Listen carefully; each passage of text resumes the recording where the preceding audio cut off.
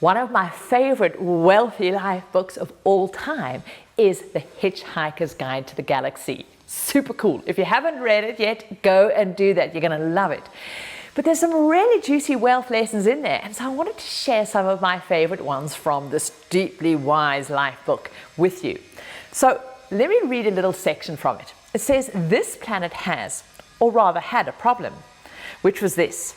Most of the people living on it were unhappy for pretty much all of the time. Many solutions were suggested for this problem, but most of these were largely concerned with the movement of small green pieces of paper, which was rather odd because on the whole it wasn't the small green pieces of paper that were unhappy.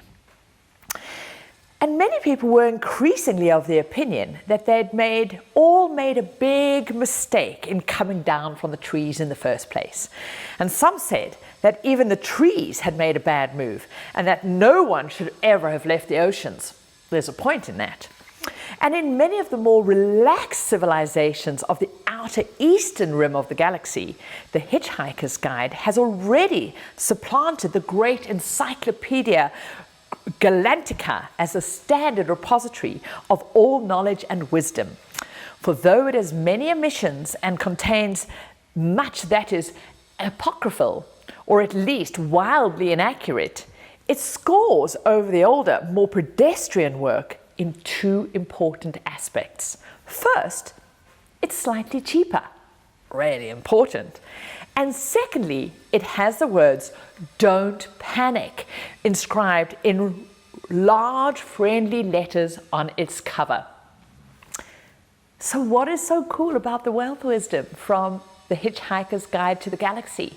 So firstly, the key vital life lesson is don't be fooled under the illusion that money is going to make you happy. Certainly not passing those little green pieces of paper around. Now, this isn't some sort of spiritual esoteric like, oh, life's got more meaning, money won't make you happy, money's the root of all evil. Not that at all. The point is, it's not the job of money to make you happy. It's not its role. That's your life experience to work out how can you connect with life, everything that's going on, and be fully present with it. The truth is, you're not going to be happy all the time in life. That's not the goal. That's also just some insidious illusion if you believe that that's the goal to get to. The point of life is for you to be present with it and to be able to be fully with whatever it brings to you. For you to be safe enough to feel, to stay, not need to disconnect and numb out with shopping or TV or alcohol or food or whatever it is. And money can have a great role in helping you feel safe and have power in terms of the structures around it. So it's not the role of money to make you happy. That is your job to find your deep joy and be safe with life. But money can enable you to be more present with all aspects of life. So what is the second key lesson? Is stop trying to control the world. A lot of people want to go have absolute certainty and believe that if they just know how much money they've got, how their investments are doing, what they're going to have, what's their exact freedom number, where they're going, that then they'll be able to feel safe. And then they'll be able to do what they want. I got caught into this when-then trap. When I had enough, then I'd go and do the things I wanted to do. And believing that there was some place in life where finally I wouldn't feel afraid, I wouldn't feel uncertain, I would have control over it all. But that, again, is an insidious lie. The truth is, the world's a chaotic place. None of us have any control of what's going to happen. We don't even have control of maybe what's going to happen today. Down the line we might have some plans, but who knows what might be coming along. So the role of your money management is in order to manage uncertainty, not to try and get rid of uncertainty. It's how to manage risk, knowing that there are going to be ups and downs in markets, there are going to be unexpected expenses coming in. It's about resilience and knowing that the only certainty you have is your ability to just be with life and respond to it in a powerful way. And so things like having cash safety nets, emergency funds are to give you shock absorbers for life's to be expected, unexpected events. You manage your money in a way that you're not dependent on the ups and downs in the market in the short term. That's why your investments are for 3 years and beyond. So it's really understanding that how you put together your wealth plan is designed to manage the chaos, not to control it. Key lesson number 2. The third lesson said, the Hitchhiker's Guide is slightly cheaper than the Encyclopedia Galactica.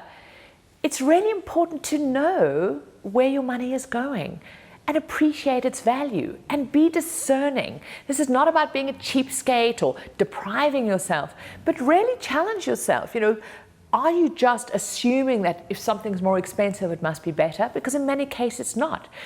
Are you ensuring that you actually get money and value from all the money that flows out of your life? Because that is where a wealthy life is created. Being discerning, getting rid of the waste that you don't get any value from. Really, really important. And celebrate being great at money management. Such an important wealth skill. And then the fourth key lesson from the Hitchhiker's Guide to the Galaxy is don't panic. Put together a framework. Understand what's happening with your money.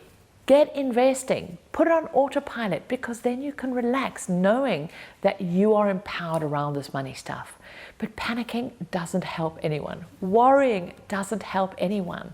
And that's why it's so important we just get a structured plan in place so that we can let go of that anxiety, that worry, that uncertainty of what's going to happen tomorrow, because it certainly didn't help anyone in the galaxy, and it doesn't help anyone on this little gorgeous planet that we get to spin around on. So don't panic. Don't watch the news. Don't get caught into hype of the markets going up and down. Stick with your plan. Make sure you are managing you. Focus on what brings you joy and get out there and live your great juicy life. So wherever you're watching this, I'd love to know in the comment below of which of those 4 lessons are one that you can bring into your life right now, and why. How will that make a difference for you by taking one of those key lessons on board? And remember, your wealthy life is created by just step by step. Understanding what your next step is and doing it. Just creating your relationship with money, learning more about how to invest, what to do with it, and mostly getting on and living your rich, juicy life. Because it's a short life and you've only got one of it. So don't panic and get out there and live it. Until next time, I'm Ann Wilson, and just get out and live that rich, juicy life.